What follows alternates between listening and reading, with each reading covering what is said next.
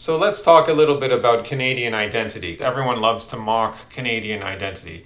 Maybe rightfully so. Many of the white people in Canada are traitorous to their own people. We saw this during COVID. We saw the traitorous behavior. We've seen for a long time the welcoming of mass immigration, the embrace of degenerate value or lack of values. So it is kind of a suicidal culture to an extent, but I think it's unfair to characterize all of Canadians, all of heritage Canadians, in that regard. We do have an identity that people criticize us as being not American. Oh, your identity is just based on being not American. Well, I would say, yes, that's true, but there is more to it we can talk about. There is some more substance to the identity. However, it's not like defining yourself by who you are not is unallowed. Like you can't do that. You can't play that one. Yeah, we can play that one. A lot of countries play that one. A lot of smaller countries around the world do that. I'm sure Ukraine does the same thing when they think of like themselves in regard to Russia, because Ukraine is kind of an artificial country. Canada has existed for since 1867 formally, but technically since the Loyalists came in the 1790s. So Anglo-Canada was actually founded explicitly upon a rejection of the American Revolution. So it's actually appropriate that you could say today that Canadians define themselves as being not American. Yeah, that's kind of negative, but given the history, the Loyalists in their tens of thousands came during the American Revolution from the 13 colonies because they didn't want to rebel against the king. And they suffered dispossession of their land. Many of them were murdered. Many of their family members and friends were murdered. And I mean, it was a civil war. They were probably fighting against the rebels as well. Rebels were fighting against them. There was a lot of bad blood from the beginning. And now this is Anglo-Canada, and they came to what was then a wilderness at the northern side of Lake Ontario and founded York as a military base. The new Anglo-Canada grew from there. And yes, there was the maritime provinces that was incorporated later, and there was French Canada, which always just regarded themselves as independent from the English, but they were willing to be under English dominion as long as they didn't have to be under the Americans. So even the French were like, well, we don't like you Anglos at all, but we really don't want to be under these like American colonists. And the French are like good Catholics producing good families, so they've always done their thing, so that we just had this relationship from the beginning, like, okay, we'll cooperate with the French so that we don't have to be American. And so yeah, maybe that's cheap, maybe that's not a lot of substance, but it's not illegitimate. Just for the idea itself of maintaining a second center of power on the continent, like not allowing manifest destiny as it came to be later understood in the 19th century, that the US would control the entire continent of North America. Just like Britain would get involved in the First and Second World War, and probably the same reason they fought Napoleon was to always maintain a balance of power. They don't let one power dominate the continent. Maybe that's cynical, Machiavellian, maybe there's no ultimate good reason. I'm not opposed to empires themselves, but in this case, especially an empire that was founded upon liberal values, rejection of monarchy, not as radical as the French Revolution, but still an Enlightenment revolution founded the United States. And it's not like things were perfect in Canada either with our founding, and we ended up being super liberal anyways. But we had this kernel, this Anglo kernel, and the French Catholic conservative core, which was a good foundation. And for many generations, we did have an identity. For the Anglos, we were Anglican.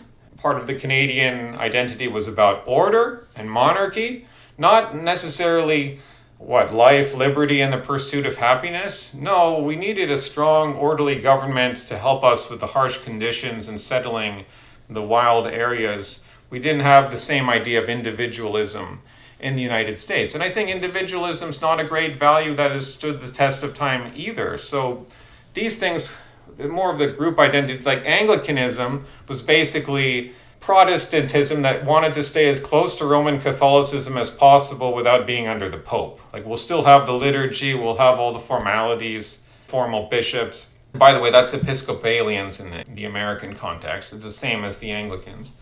And I know there were other churches. I know it's more complicated than this. But this idea of like orderly church, whereas you have the Puritans on the Eastern Seaboard, it's different. There is a different foundation there. And I know things changed over the generations, and we got more immigrants from different parts of Europe, but they assimilated to a country where the foundation had been British and Scottish, and had been part of the British Empire as their identity. We had so many things named after Queen Victoria in Canada, more than in Britain.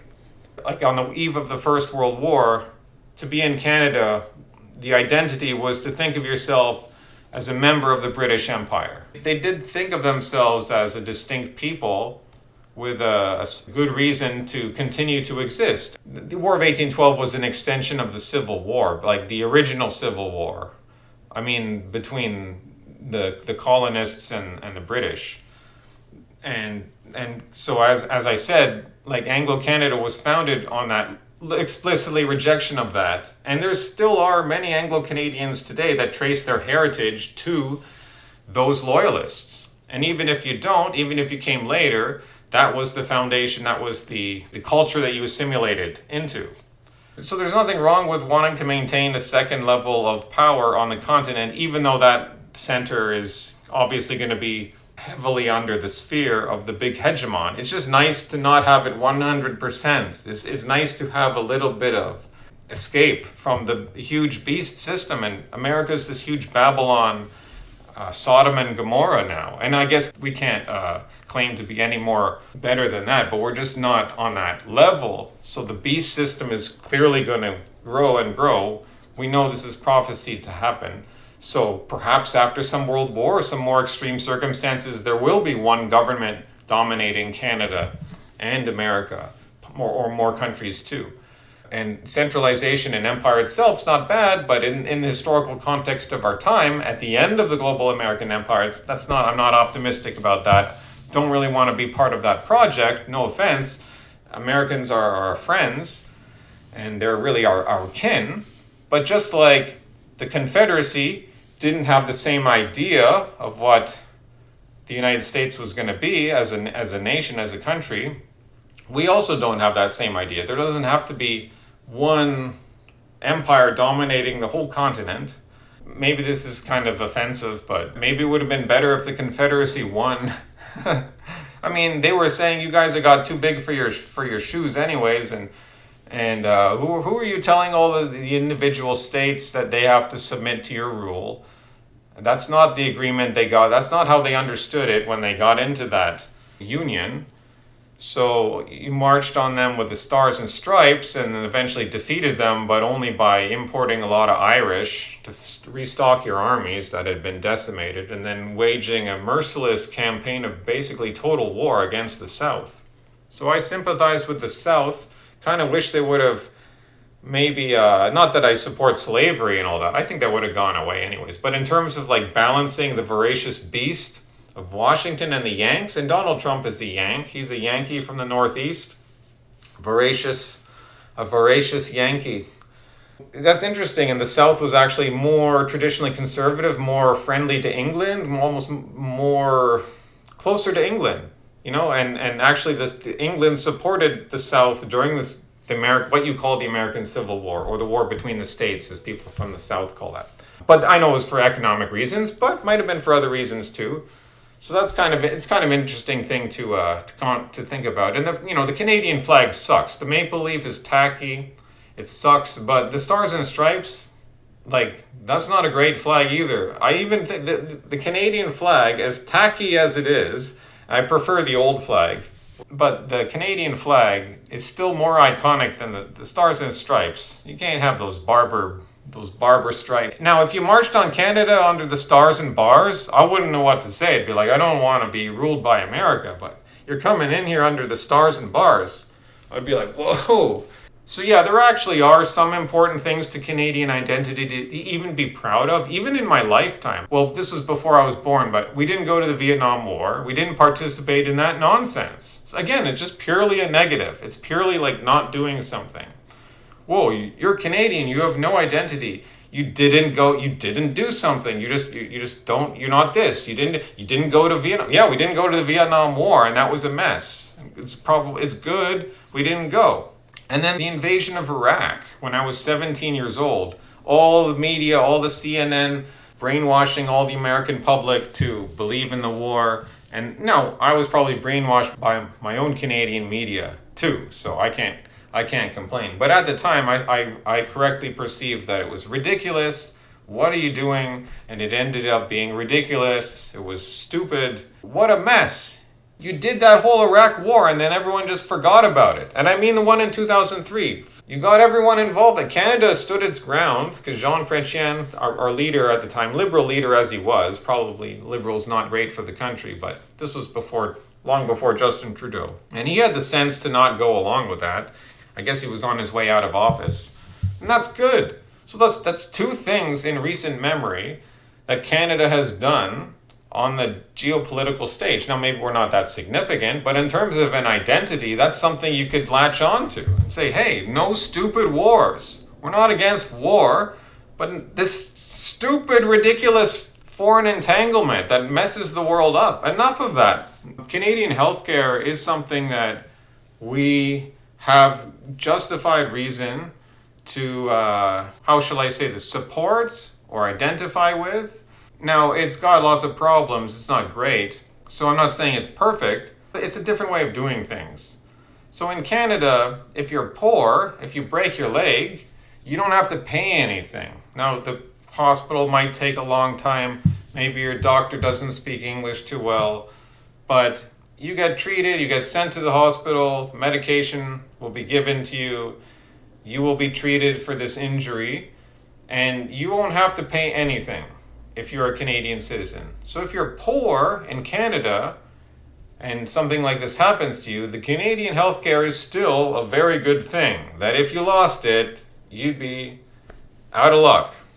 Now, in America, the healthcare is better if you have money. So if you're wealthy in America, the healthcare is better for you. That's how it works. So I'm not saying one is better than the other. I don't know. You just got to have money. If you have money, and America is all about money. You make money in America. It's the best economy in the world, they say.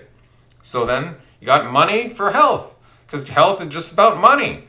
Healthcare is about a material function. So if you're wealthy, then you can have your cancer treated better in America, and you will. And Canadians with money, they try to get it who have cancer, try to get it treated in America a lot of the time. So it makes sense. But that doesn't mean that it works out well for everyone. And I think it's comforting to know that there is a fail-safe mechanism here in Canada. But of course, the system is top-heavy. It's got all of these problems. So people say, well, we just got to go to have the American system anyways too. But people complain about both systems. My point is to say there's a difference here. There's legitimate reasons maybe to believe in one or the other.